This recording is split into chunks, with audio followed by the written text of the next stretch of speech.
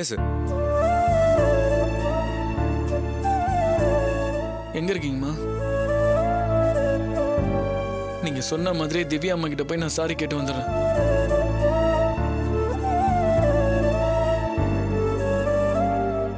இவர் நடந்ததெல்லாம் விட்டு இனிமேலாவது இந்த மாதிரி பிரச்சனை வராமல் பார்த்துக்கோ. சரியா சார்? என்ன சார் ஆச்சு? வெயிட்டிங் சார்ஜ் போட வேண்டியது. அது வந்துட்டேண்ணா.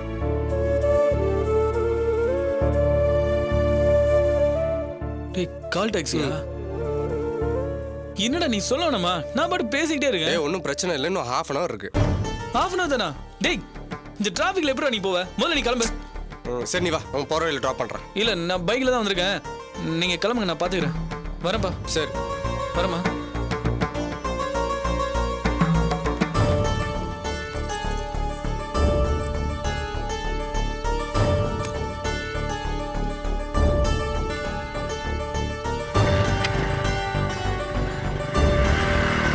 சரி வராஜி, கிளம்பலாம், டைம் ஆயிடுச்சு. ஒரு நிமிஷம் இருங்க, வரேன்.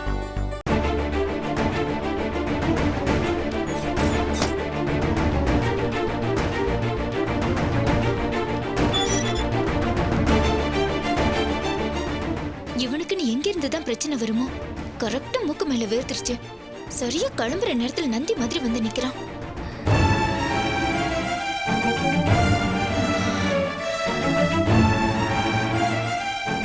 ஃப்ரெண்டுக்காக இவ்வளவு நேரம் வெயிட் பண்ணல, இப்ப வெயிட் பண்ண.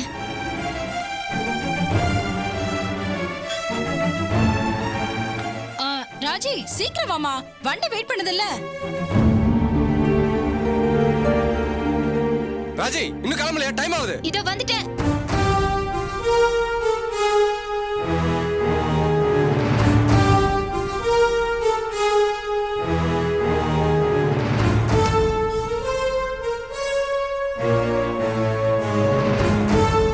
என்ன பழி வாங்குறியா? டேய், போகும்போது என்ன சண்டை? இப்படியே பேசிட்டே இருந்தீங்கன்னா ட்ரெயினை பிடிச்ச மாதிரி தான். கிளம்புங்க, புறப்படுங்க.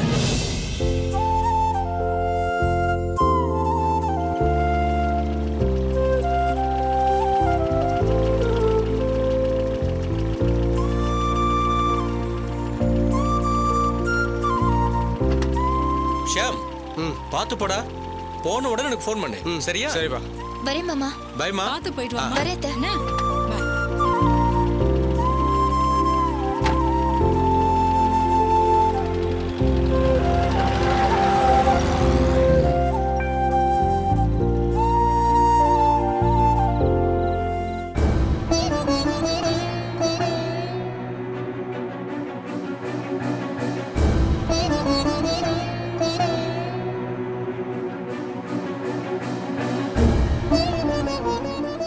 எனக்கு கொடுத்து வச்சது அவ்வளவுதானே.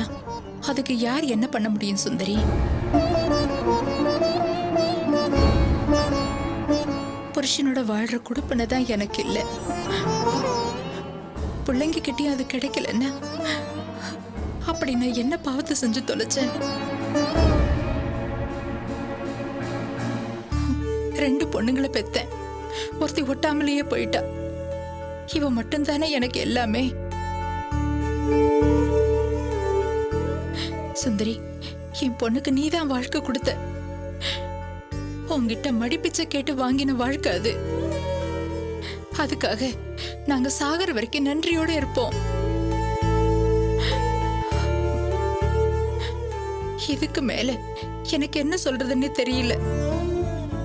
எந்த காரணத்துக்காகவும் வீட்டோட மாப்பிள்ளைய கூப்பிட மாட்டேன்னு சத்தியம் வாங்கிக்கிட்டு தான் என் பொண்ணை நீ மருமகளை ஏத்துக்கிட்ட.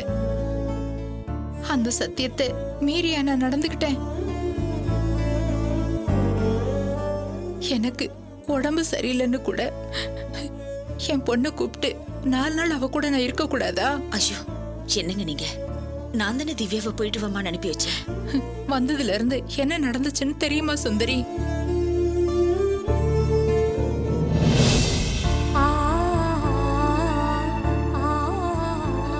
என் பொண்ணை விட என் மாப்பிள்ளைய நான் ஒரு படி மேல வச்சுதான் பாத்துக்கிட்டு இருக்கேன். என் வீட்டுக்கு வந்த மாப்பிள்ளைய நான் மருமகனா நினைக்கல, மகனா தான் பார்த்தேன். அது தப்பா சுந்தரி?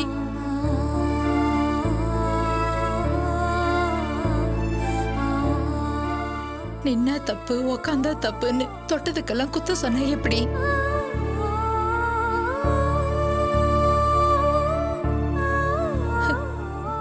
இன்னைக்கு கூட என்ன பேச்சு பேசிட்டு போனார்னு தெரியுமா சுந்தரி? மா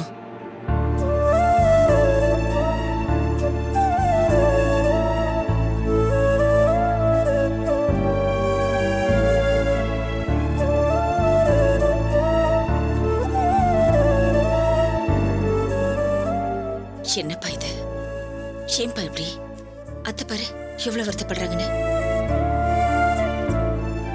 அவங்கள மாதிரி தானே நம்ம வீட்லயும் பொண்ணுங்க இருக்காங்க. அவங்க கஷ்டத்தை நம்ம சொல்லிதான் புரிஞ்சுக்கணுமா?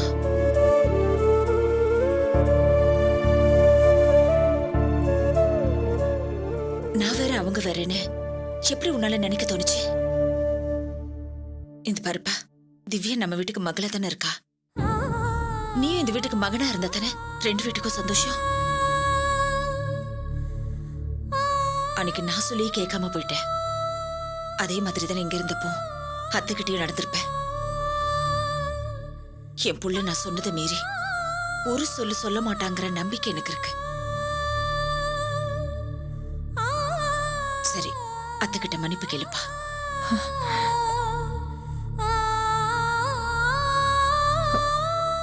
நடந்ததுக்கு மன்னிப்பு கேட்டா அவங்க மனசு மட்டும் இல்ல, என் மனசு ஆறி போயிடும்.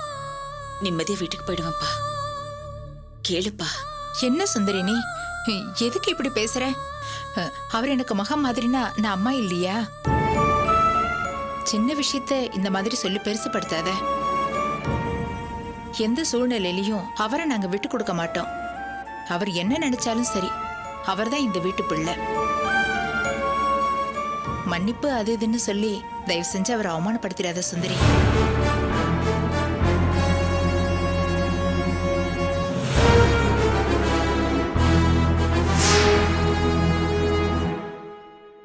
பாத்தியப்பா, உன் அத்தை உன் மேல எவ்வளவு பாசமும் மரியாதையும் வச்சிருக்காங்கன்னு. இதுக்கு நாம கொடுத்து வச்சிருக்கணும் நட்ராஜ். அவங்க மனசு நீ வேதனைப்படுத்தாத. இனிமேலாவது நல்லபடியா நடந்துக்குப்பா.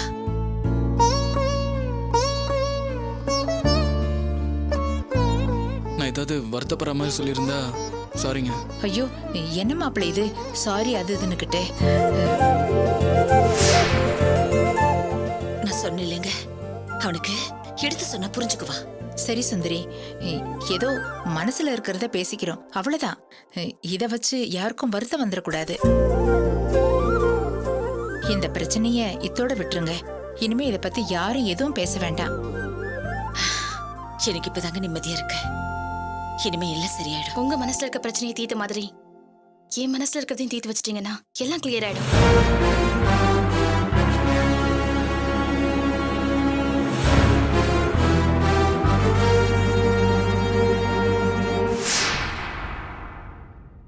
ஏமா, நீங்க மதியம் நீ பார்லருக்கு போய் என்ன பண்ணீங்க?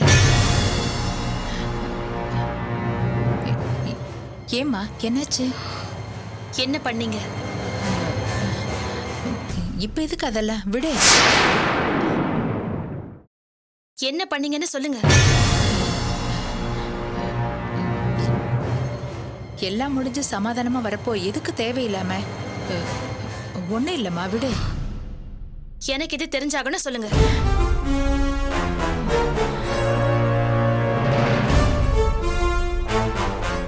சொல்லுங்கம்மா. அது வந்து இங்க பாருங்கம்மா, உங்களை பத்தி ரொம்ப கேவலமா சொல்றாங்க. நீங்க அங்க போய் அப்படி என்ன அராஜகம் பண்ணீங்க?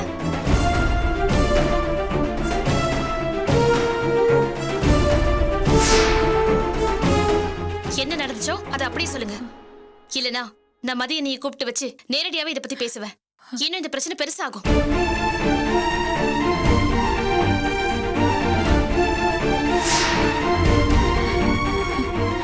இத பாரு, நான் என்ன சின்ன குழந்தையா அனாவசியமா போய் சண்டை போடுறதுக்கு? நான் பார்லருக்கு போய் மெனிக்யூர் பண்ண சொன்னேன். அங்க வேலை செய்யற பொண்ணு என் விரல் சதையை வெட்டிட்டா. ஏமா இப்படி கேர்லெஸ்ஸா இருக்கன்னு கேட்டேன். அவ்வளவுதான். அதுக்கு ஆளாளுக்கு என்ன அவமானப்படுத்தி அங்க வேலை செய்யற பொண்ணுங்க கிட்ட என்ன மன்னிப்பு கேட்க வச்சா.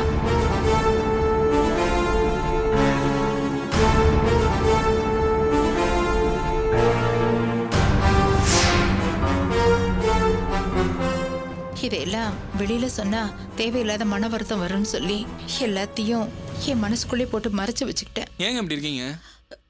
கொஞ்சம் கூட கூச்சப்படாம போய் சொல்றீங்க.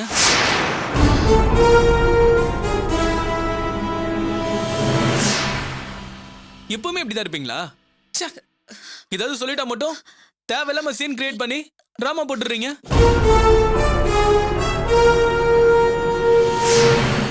பார்லர்ல மதியம் அங்க வேலை செய்யற பொண்ணுமா அவங்களை அவமானப்படுத்தினாங்க. சரி, மத்தவங்களை விடுங்க. உங்க மனசாட்சி கூட நீங்க நியாயமாவே நடந்துக்க மாட்டீங்களே.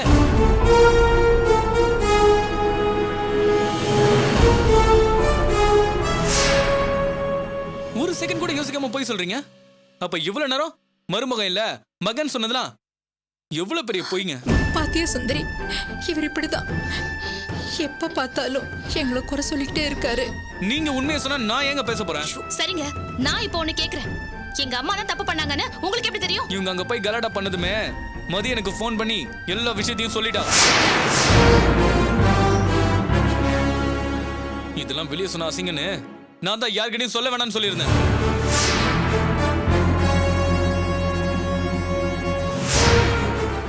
இப்போ கூட எங்க அம்மா என்ன கண்டிச்சாங்க. அதுல ஒரு ஜெனியூனிட்டி இருந்துச்சுல. அது ஏன் உங்க அம்மா கிட்ட இல்ல உன்கிட்ட இல்ல? நட்ராஜ்,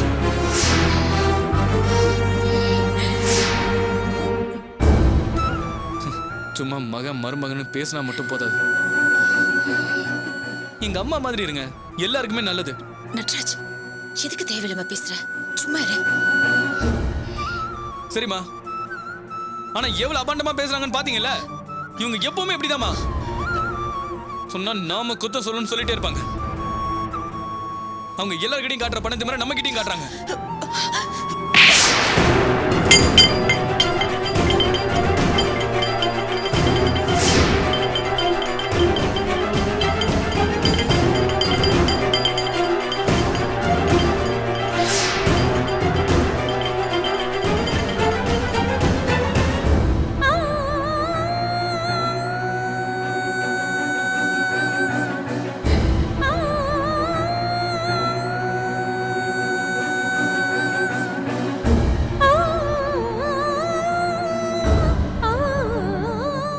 என்ன நினைச்சிட்டு இருக்க உன் மனசுல? அவங்க வயசுக்கு ஒரு மரியாதை வேண்டாம்? ஏன் முன்னாடி இப்படி பேசுற நீ? நான் இல்லாதப்போ இவங்க கிட்ட எப்படி எல்லாம் நடந்திருப்பேன்?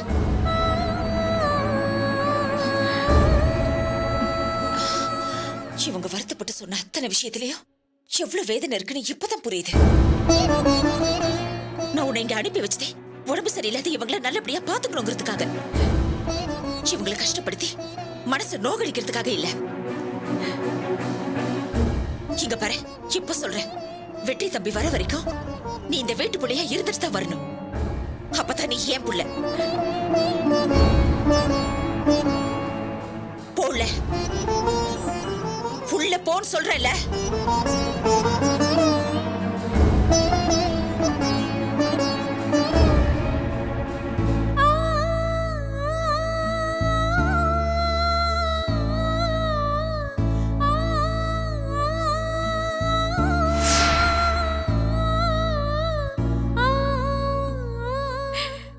அவன் சின்ன பையன், எப்படி பேசுறதுன்னு தெரியல. அவன் பேசின எதையும் மனசுல வச்சுக்காதீங்க. அவனுக்காக நான் மன்னிப்பு கேட்டுக்கிறேன். இனிமே அவ ஒழுங்கா இருப்பா. நான் வரேங்க. திவ்யா, வரமா.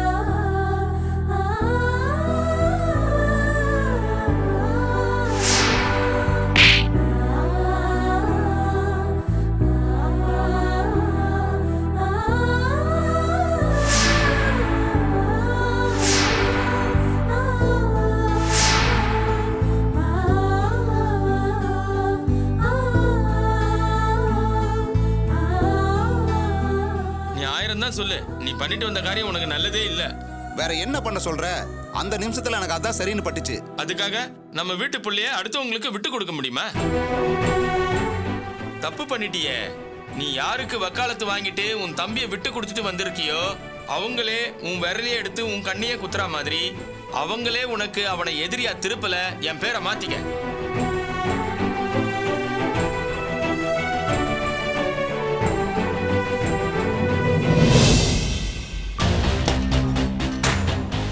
வாங்க சார்.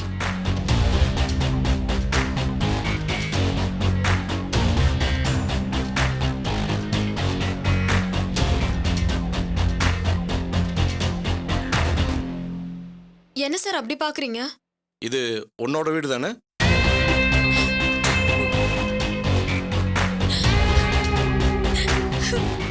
நம்ம என்ன தப்பா கேட்டா அழுதுட்டு போறா?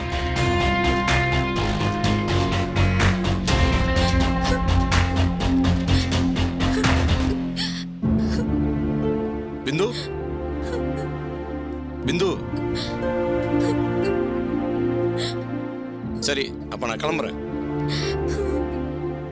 என்னாச்சு பிந்து? உன்னதான் கேக்குறேன், என்னாச்சு? இந்த கேஸ்ல மாட்டினதுனால என்ன நீங்க திருடினே கன்ஃபார்ம் பண்ணிட்டீங்கல்ல? கேரளாவுல கௌரவமான குடும்பத்துல பிறந்தவ.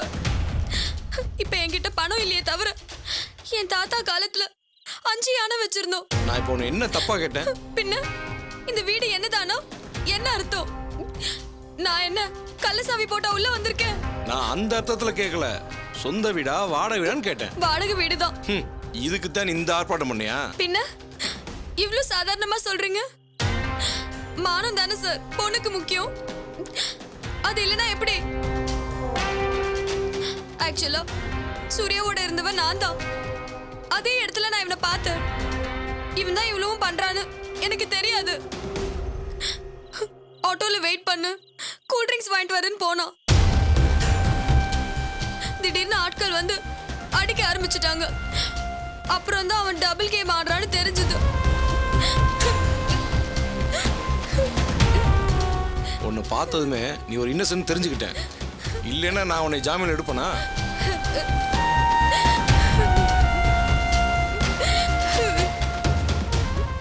இந்த உதவியை நான் என்னைக்குமே மறக்க மாட்டேன். நீங்க என் மானத்தை மட்டும் இல்ல என் உயிரையே காப்பாத்திருக்கீங்க, என் குடும்பத்தையே காப்பாத்திருக்கீங்க. இந்த விஷயம் மட்டும் நியூஸ் பேப்பர்ல வந்திருந்தா என் குடும்பமே தற்கொலை பண்ணி செத்துருப்பாங்க. அதான் நான் இருக்கேன்னு சொல்றேன்ல, நீ எதுவும் கவலைப்படாத, நான் பாத்துக்கிறேன். எப்படி இருந்தாலும் கேஸ் கேஸ் தானே. அதெல்லாம் மத்தவங்களுக்கு.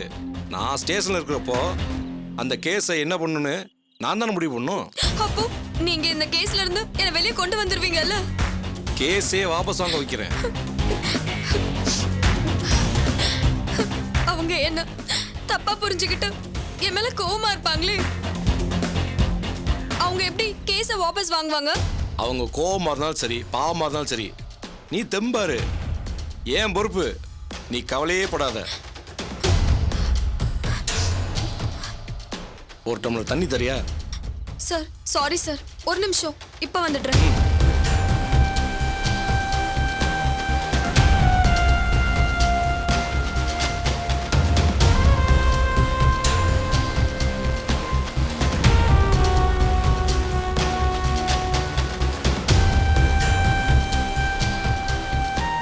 ஆஹா, உன் கையால தண்ணி குடிக்கிறப்ப பச்சை தண்ணி கூட கூல்ட்ரிங்க்ஸ் மாதிரி இருக்கு.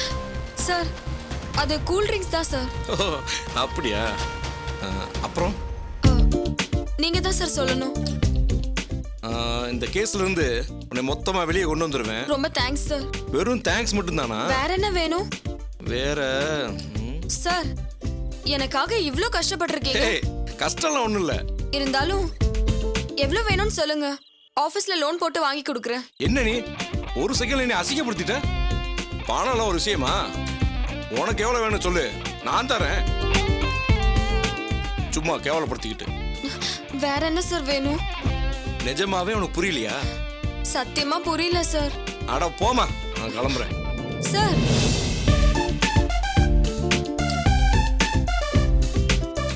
என்ன சார் கோச்சிக்கிட்டீங்களா? பின்ன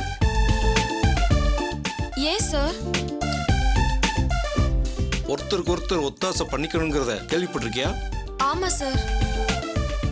நான் உனக்கு உதவி பண்ணா பதிலுக்கு நீ எனக்கு ஹெல்ப் பண்ணணும். கண்டிப்பா சார். புரிஞ்சுச்சா? என்ன பண்ணுவ சொல்லு.